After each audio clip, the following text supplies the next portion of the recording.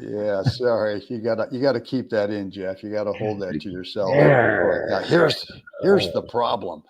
Here's the problem. Guys, good morning. What's going on out there today? It's Brent Abel here, WebTennis.com. Yeah, with another episode of What's the Right Shot? We're at number 371, getting up there towards 400. Now, that's going to be a large number, Jeff. 400. 400. I think we should do something. I mean, that's coming up in a month. 29 days. I think there should be a little celebratory Yeah. deal. I'm going to wear a hat. Wear a hat, good. Yeah. Why don't you wear a baseball hat on backwards? There you go. That'd be Yeah. great. So, guys, hope you're having a great start to your day wherever you are. 8 a.m. Pacific time zone right now, 11 a.m. on the eastern seaboard. We've got some decent weather here today. Yeah. The Southern California desert.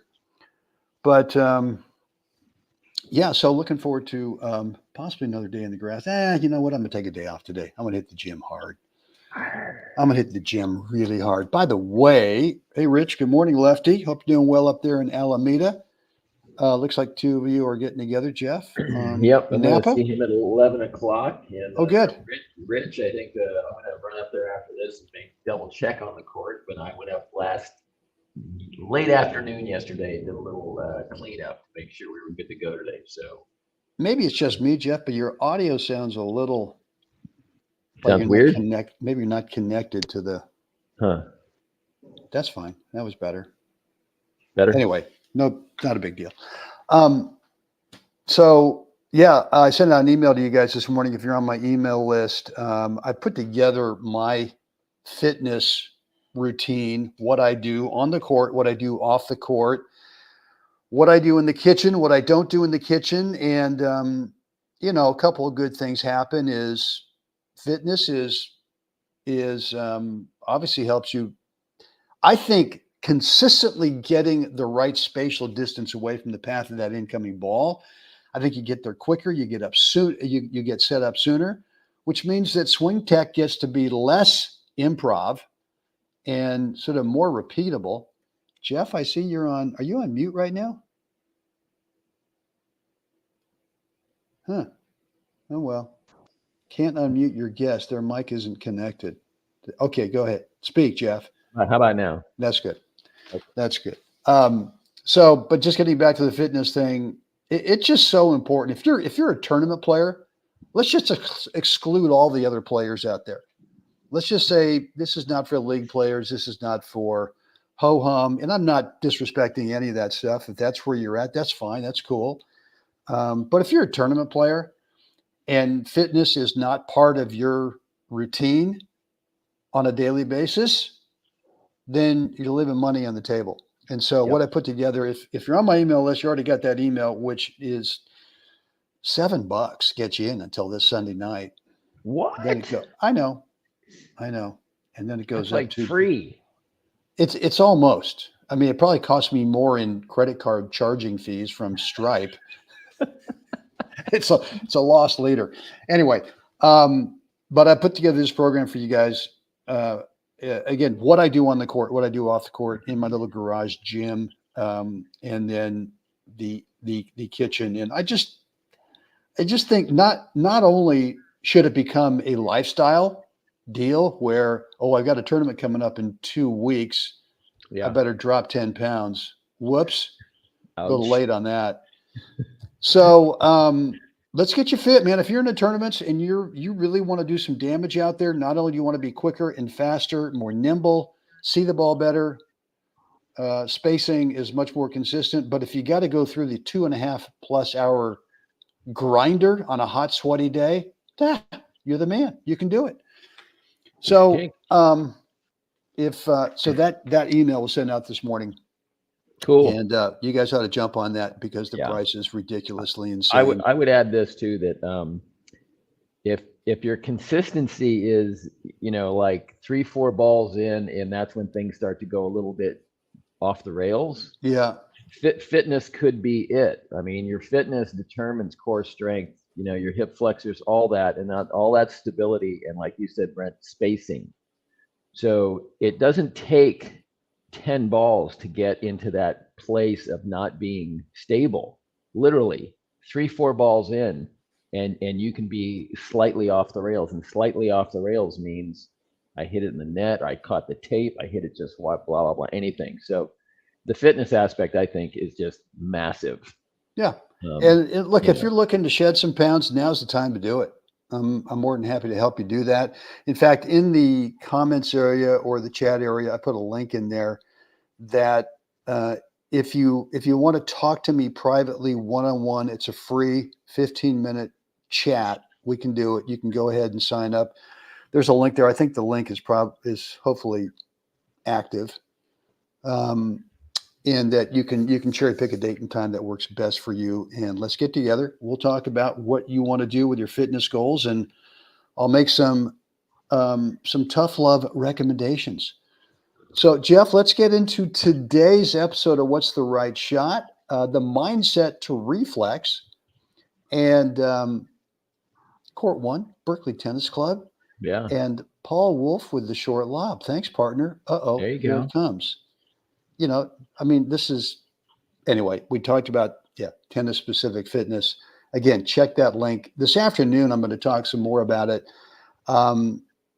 because it is a confidence builder. When you get fit physically, when it becomes a lifestyle, the confidence is just like, I shouldn't say icing on the cake because we want to stay away from that stuff as much as possible, but you get the idea. It's just a real benefit. Just the confidence that you get on the court is a game changer from being physically fit. So here we go with this point. And we're to talk about the mindset for reflexing. And so, look, I know right now this is a relatively short lob. It's maybe to the guy's service line over there. I assume it's coming to me, Jeff. I mean, why not? Right? I assume the guy's not head hunting. But if he is, it's probably going to go out. That's okay too. But anywhere below the neckline, I assume it's coming to me. Obviously, I don't know where it's coming. So there's two things mindset-wise that I have to go through. Number one is that the assumption that, all right, here we go. It's coming at me. That's not a problem. And number two, this is more physical. I go really, really soft in the hands. Because the opposite is when, oh God, it's coming at me. It's probably coming at me. And you go tight in the hands. You go tense in the hands. You just go into the death grip. Unless they lay it right on your ready position racket right then and there, there's no way you're getting out of that position to be able to reflex. So those are the two things. And I know you feel the same way too, Jeff. I kind of want it to come to me because I know that if I reflex it back and if we win the point, it's just like, God, that's fun. Yeah. It's just so good. Yeah. So anyway, I'm going to just frame it through frame by frame here. And this is just like, it's a little half volley. Thank you very much. Right. Oh, crap. Crap. Yeah. And I think Paul now is realizing, all right, I got to help out a little bit because that was sort of a short lob. And so when I first saw this point, I thought to myself, what do I want to highlight? And I thought really what I wanted to highlight was this rather than the reflex, which is Paul's position. He just reacts right away in terms of realizing this ball is an opportunity to move forward. And even the guy threads the needle up the line a little bit. Yeah. There you go. There you go. So I'll let you take it through it. There's a lot of good stuff there. Yeah, no, it's a good point. It's definitely a good point. There's a lot of good stuff. I think, definitely the reflex is, give me 1 second. I need to pull the shade on the pup. Okay. That's what I hear back there. All right. Yeah. Jeff is doing a little dog sitting for the next few weeks. But yeah. Anyway, a lot of good stuff here. One is, you don't panic. You just square up. Again, you're 40 feet from the guy, So you got to, there's some time there. Anytime you have that kind of distance, it'd be different if he was like peeling it and he was 5 feet off the net. That's a Right. different animal. But this, when the guy's at the service line, you're at the service line. Yeah. 40 feet is a long time, even if it's hit hard, to be able to prep and expect the ball, right? Yeah. So I think you did that great. I think the little flea flicker there, just stick the racket out and something good might happen, I think is awesome. Well, I didn't really know where Paul was, and I just figured, this Right. is in the middle. If he's anywhere to his right, I better be there. So you're right. A flea flicker. Little flea flicker. I Oh. think it's great. I love Paul's reaction though, that he's actually staying tuned into everything that's going on. So I think that's huge. That's almost more important, I think, than the reflex and the flea flicker you hit, right? Is that he stayed tuned in. He stayed engaged in the point. He hits the weak lob. Right. Let's see what he does after that. Okay, that weak lob. He backs up. He plays the center, which I think is a great thought process there. He was going to cover it, and then he reacts and he goes to where he needs to go.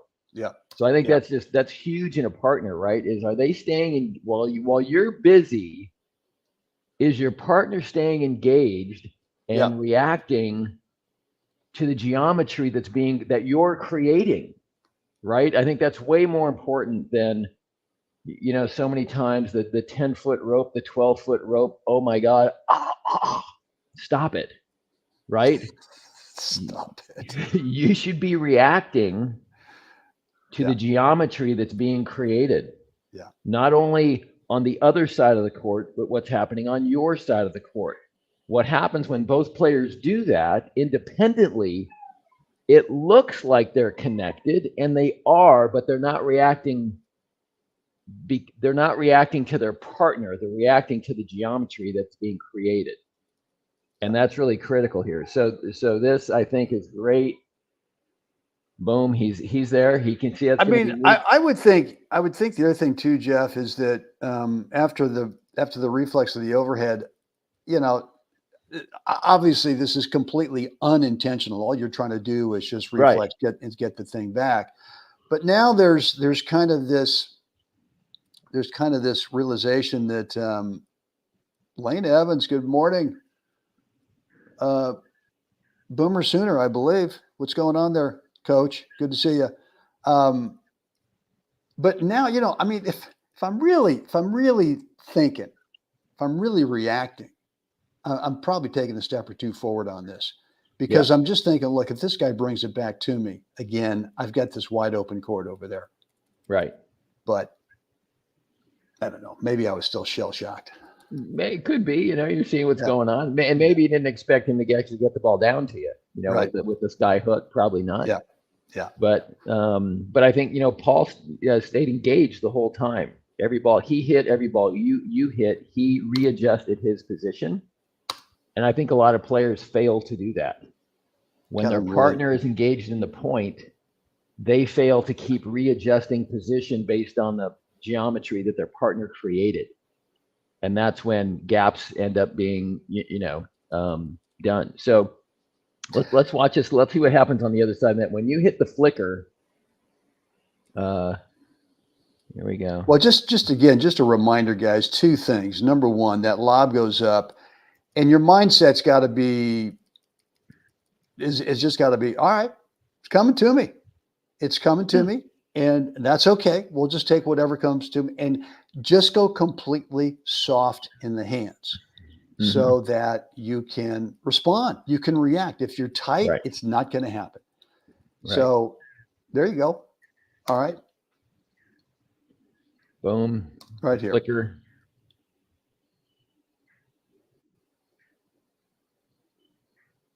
That's not an easy volley either. And I like the way he gets around the outer edge of that, gets around the right side of the ball.